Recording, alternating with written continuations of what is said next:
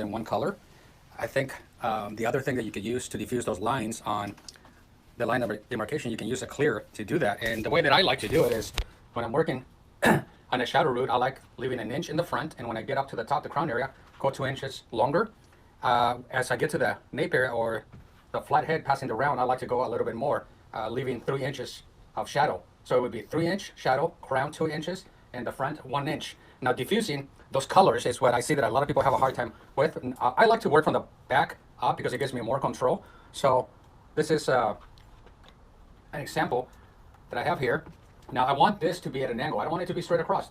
Keep in mind that when this hair comes down, if you leave a shadow root and bring it down, you'll have a line if you don't angle it. So this should be done at a 45-degree angle. So that way when the hair goes back, it'll be shorter on one end and longer on the other, and that way you don't get a straight line. So that's the importance when you do shadow rooting, because I see a lot of it and I see straight lines. Also, what I don't see is that there's no diffusion between the dark and whatever other colors you could do. Now, shadow root is not just for balayage. It can be done for red hair, it can be done for brunettes, it can be done in multiple different ways. So don't get stuck that shadow root can be done only for that. On this mannequin, I'm using a flame red so I can see the difference. Now, my application, like I said, I'm gonna go ahead and start in the back. I want this to be brought at an angle. Let me turn her around here so you guys can see that. So I want this to lay at a 45. So I'm going to bring my shadow root a little bit further down, at least 3 inches. So I'll take my dark, and I'm using my small angle brush, and I'm going to bring that in. Now, you notice that I'm stopping right here on that one, but the back one, I'm going to go a little bit further down. So the back one's going to be a little bit further down. Now, if I want to diffuse that, I can use a clear right over that and really work that clear to diffuse those two lines. Now that clear is going to make that a little bit lighter, so you're going to actually get one color here, a diffusing of that same color into a lighter, and then you can apply whatever other color you decide on your formula. Again, I'm using a flame red on my ends, and I'm doing all vertical, up and down, long strokes. Because if I do horizontal, I'm going to get lines. I don't want to get any lines on that. So it lays, here's the high point, here's the low point. So as you drop down, keep that in mind. That's why I like working from the bottom up. That way I can just leave my hair down, and I can continue working on that same pattern. Let me get this out of the way for this other side. So I'll take my part,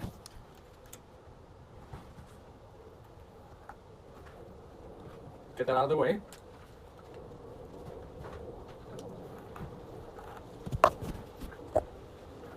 And I'll apply my, this is a level 4 demi color on my shadow roots.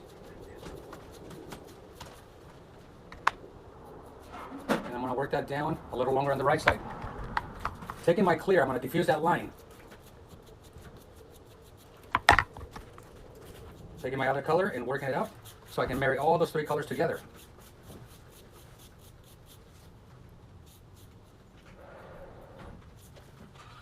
So as you're moving up, you can create that look that you want instead of getting straight lines all the way across. Now, I think one of the most important things that you don't take too much hair when you do this. I don't like to apply my whole shadow root all at once. I think it works better for me when I do it all on the areas that I'm working, because I can make sure that I get exactly what I want.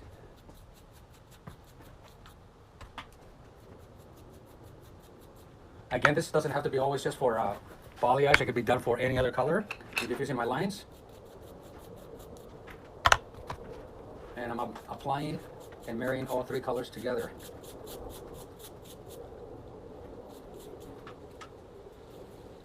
So as you can see, it's laying over the top of each one, and the lines are staying the same.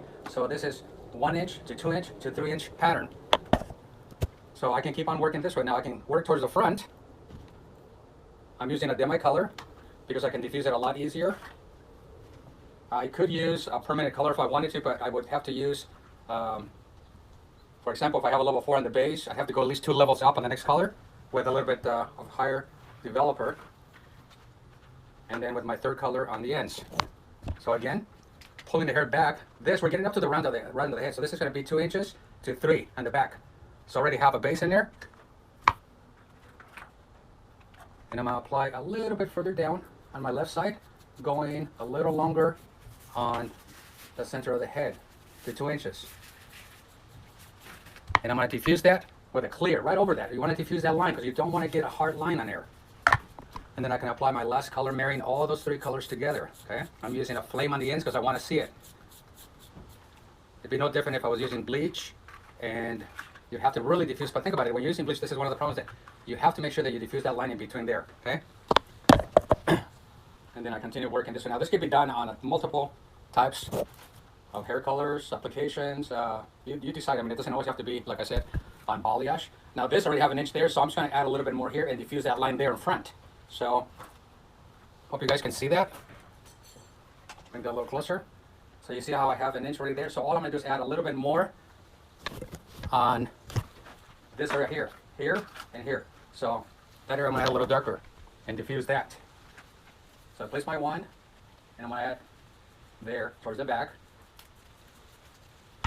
And I'll diffuse that with my clear.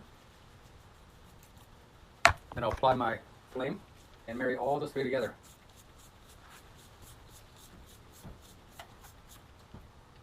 So keep in mind that we have clients that come into the salon that always want different looks, and not everybody wants to have a shadow root done with blonde hair.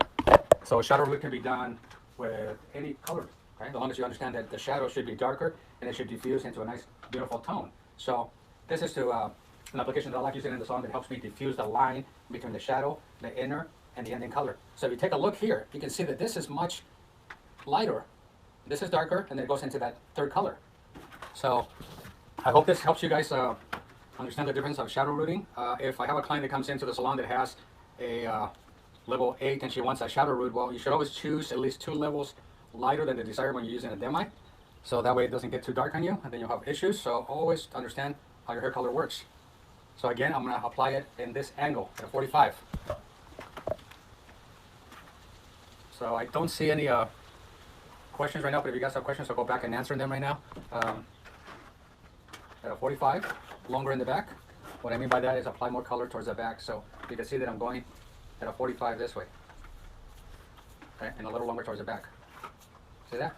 Here, just paint in a straight 45. So then I'm going to diffuse that right in there. And I'm diffusing it with just a clear. You could do it with a third color if you want to, and then I'll go ahead and marry all those 3 colors together.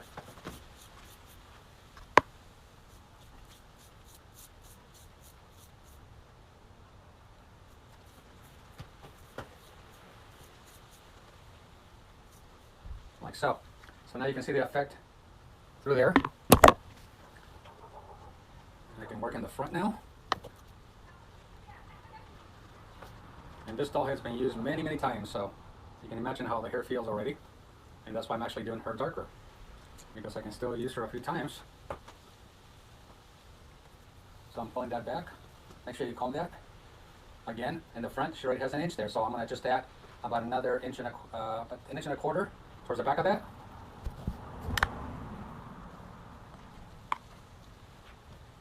Placing my wand.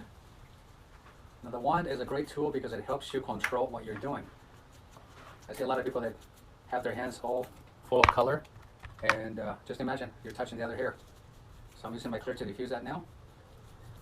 And then I add my third color and marry all those 3 colors together.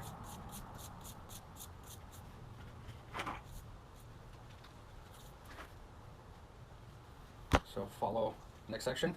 Now this is keeping a pattern. I'm using the same pattern, 45 degrees, so that way I don't get lost. I know exactly where I'm at. I can walk away for a second and come back and still find my place. There's no guesswork at all.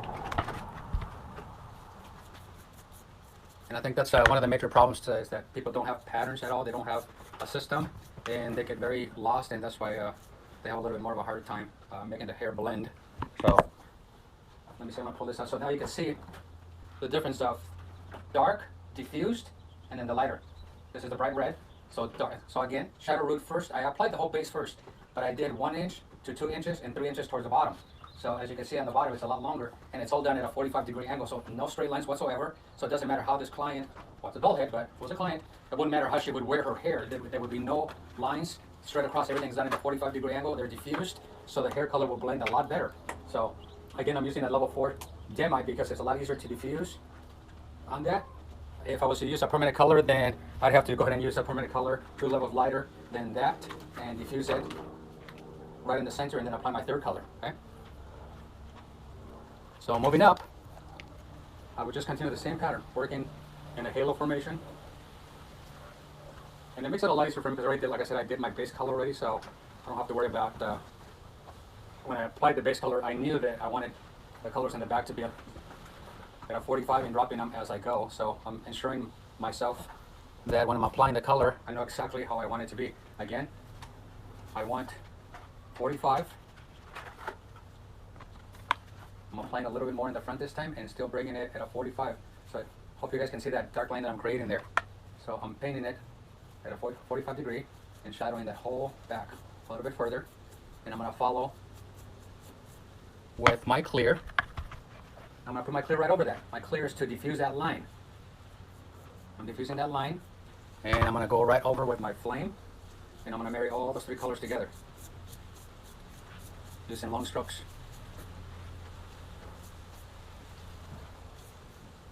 Just like that. Now, pull the hair back.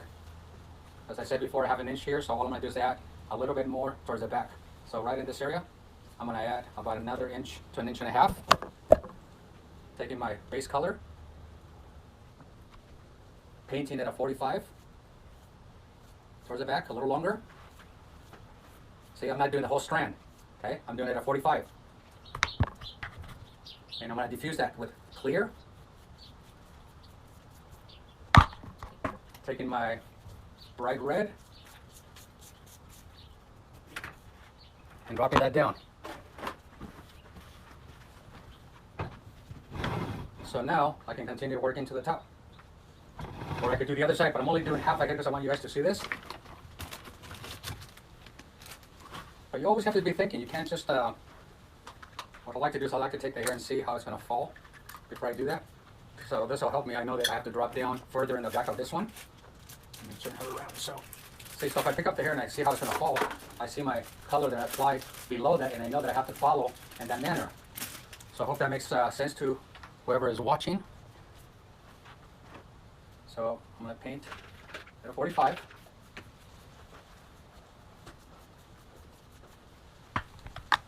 Diffuse that line with clear. Add the flame.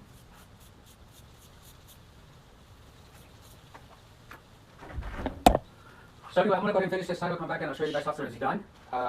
Again, we're using a demi color level 4. Application on the base was done from an inch. Top of the head 2 inches to the neck 3 inches, and everything is done at a 45. We're using a clear to diffuse the center color, and we're using a flame on the ends. Thanks a lot. I'll come back and I'll show you guys what that looks like.